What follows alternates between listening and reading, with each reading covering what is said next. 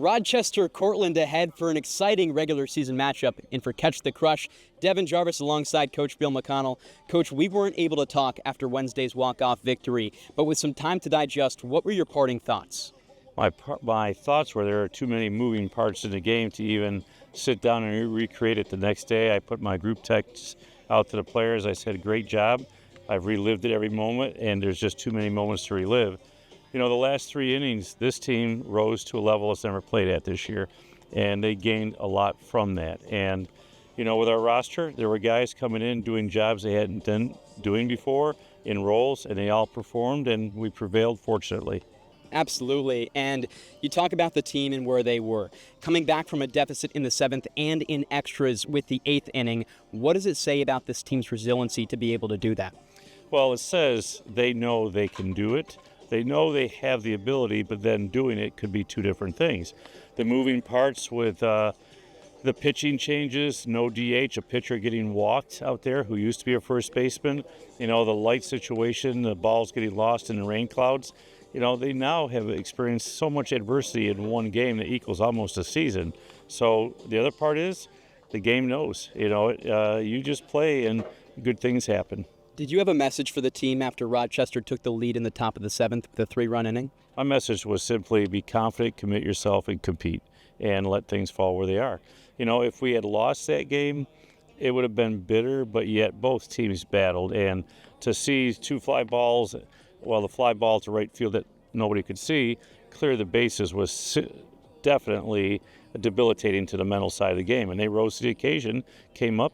You know, Grayson Salter was big in the dugout in there with keeping things going, a couple other players, and they just earned it. How does a win like that change your perspective on this team?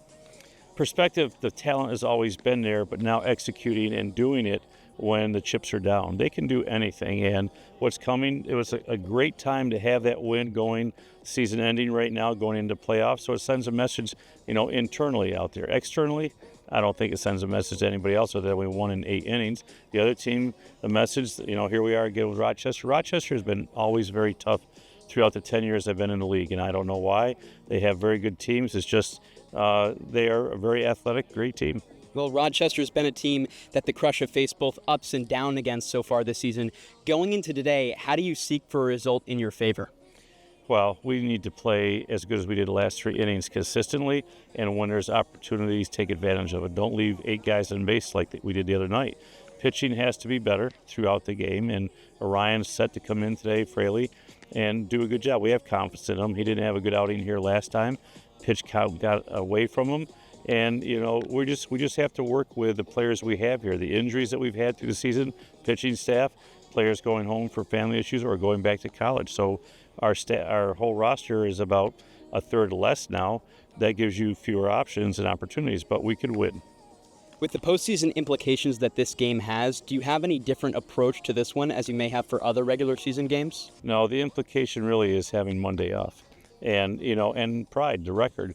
You know, we want to end up as close as 500 as we can. We haven't had a lesser than 65 winning percentage over the last 10 years. This season's been different, just the way it is. So the message is win 2 and control your destiny. What's the most important thing to see from the offense in these last 2 regular season games? Execute consistently with men on base and get on base when the opportunity presents you. You look at McKinney. He's been hit, I think, 20 times this season, and you know, he gets on base, and then when he doesn't, he hits them in. And other guys, you have, you know, we like to steal, we like to run. You've got Holland on the top. You got Molinaroli who can run. You've got other guys out there. We like to set things up with bunts, and everything counts. At this point in the season, is the most important thing to get from your pitcher's length? Efficiency, length, and keep runners off the base. They can't score if they're not on base. And Coach, this is your first outing that's a doubleheader, or that's not a doubleheader in these last 2 games. Does it feel nice to get back to some regular baseball? It does, and particularly for the players. The anxiety that players go through thinking, you know, am I playing the first game in, the second game? How fatigued am I? How sore? Those things happen. You know, we play 36 games this year versus 42 or 44 in the past. And those things all pile up mentally. And so for coaching, it's nice to have one game and eat on the bus and go home. Coach, thank you for your time.